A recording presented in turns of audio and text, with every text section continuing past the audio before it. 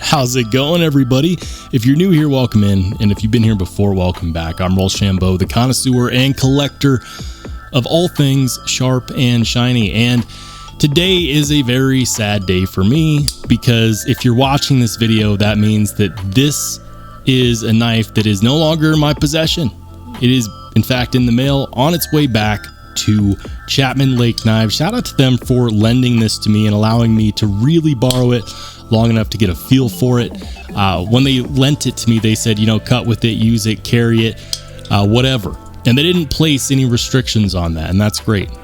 It's actually very, very impressive considering that this is a $500 knife, American made. It's really easy for a manufacturer or a retailer to lend a channel like mine a knife and say, send it back in brand new condition because we want to resell it. But for a company to take a chance on a channel with, 6,000 subscribers and say, you know what, use it, carry it, give us your honest opinion, let us know what your thoughts are, and if you have any criticisms, let them come. I think that that's really awesome. And not that you guys care about that. I know you're here for the knife, but I had to mention it. If you're looking for a good American-made knife company that's truly interested in testing the boundaries of what makes knives good and what makes knife design so awesome, Chapman Knives is 100% doing that.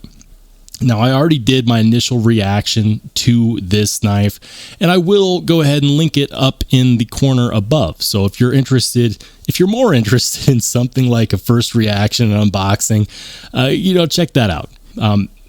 I've had this in my possession now for about a month. And for me, on a loaner knife, that's a long time, because typically these are knives that when I get a loaner knife, the turnaround is usually, somewhere in the realm of 5 to 10 days. This is a knife that is, in many ways, one of the most impressive American-made knives that I've ever handled. When it comes to the manufacturing prowess that it takes to design this, I'm extremely impressed.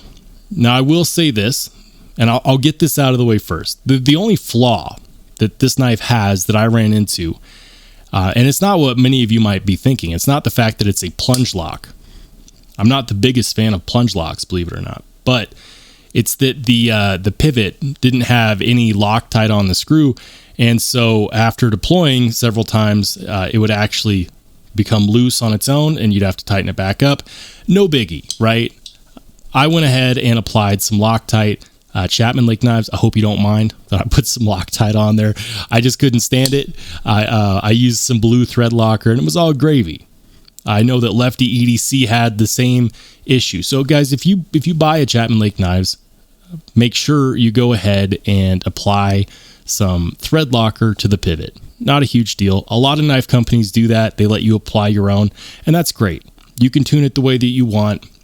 Not a big deal. That's actually a maintenance piece. And if you ever take your knife apart, and even if it does have thread locker, after you take it apart, you have to reapply it anyway. So definitely not a strike on them. It's just something that I noticed. Everything else is very, very impressive, because for the longest time, they've been shoving slab style handle scale construction knives down our throats at $500, $600, $700, $800 prices.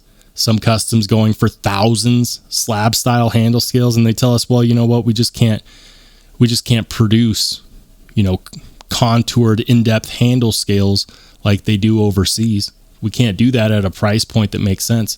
Here it is. Where's your excuse now? Look at the depth. Look at the chamfering. Look at the detail, the tolerances that Chapman Knives has achieved on the CLK2D. That's the model, by the way. CLK, obviously, Chapman Knives. So I guess you could just call this the 2D. I would consider this to be a saber grind. I think initially I called it a hollow grind, but I think more accurately it is a saber grind. It's somewhere between a spear point and a harpoon. It's one of the most attractive blade shapes that I've come across. I think that is amazing. And one of the things that makes Chapman Knives so really good is the fact that when you order these directly from them, it's made to order. Is there a little bit of a wait time for that? Sure. I think it's a couple weeks, like 2 to 3 weeks max. I could be off. It could even be less than that. But they're made to order. So if you're a lefty, guess what? They'll pop the clip on the other side. If you want a different color ano, they're happy to do a different ano job at no extra cost. If you want DLC, they'll do DLC. It costs $50 more. So instead of $500, you'll pay $550. It was weird. I actually had someone comment in my first video on this knife, and even though I mentioned the price was $500 to $550, they're like, $700 is too much to pay. I don't know where they got that price. So I'll say it again for the people in the back hard of hearing. This is an amazing American-made knife for $500 to $550 if you want DLC. For what you get, that's amazing. And before you say, well, that's, you know what, that's too expensive for that knife, I want you to take a look at other American-made knives. Here's an example. This is another American-made knife that I absolutely love. This is my Strider AR .75. This is a $600 knife. And the reason why I'm using this as an example is because American-made knives still look like this. Slab style handle skill, construction, very little chamfering done, and it's a badass knife. I love this knife. It's amazing. It's one of my favorite knives, but there is no depth to it. There's nothing impressive about the manufacturing other than, it's made here in the US and it's made by a company who is known for really good fit and finish. But there's no depth to it. This is the same design language we've seen on American-made knives for the last, 20, 30, 40 years. How long have you been in the knife game? I guarantee you American-made knives have always been like that. And so when you see this and you see the depth and you see the attention to detail, the extra work that goes into the milling, the 3D milled titanium pocket clip, the T15 pivot with T10 body screws, like that's not something that we're used to. We're not used to that. We're used to excuses. And this is a knife that officially shows us that there are no more excuses. If American-made companies aren't doing more, it's because they don't want to. It's because they're not willing to. Chapman Lake Knives, they are a sister company of a company basically that makes medical equipment, manufactures medical equipment. If you want to know how good the tolerances are on a knife like this, I want you to consider just how good at manufacturing you have to be to make surgical implements for the medical industry. Everything has to be perfect. Everything has to be precision manufactured.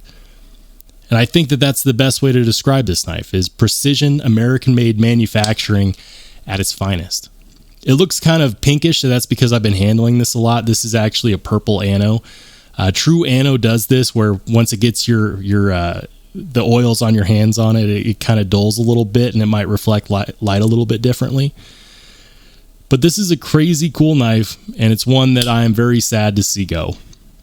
But I'm also at the same time very grateful that I had the opportunity to check it out. And for those of you who just were looking for an honest review, an honest opinion based on someone that, did more than just unboxed it and then sent it on its way, here you go. And if you appreciate that, I would appreciate if you would hit the like button, and also if you haven't done so yet, subscribe. Let me know what your thoughts are in the comment section down below.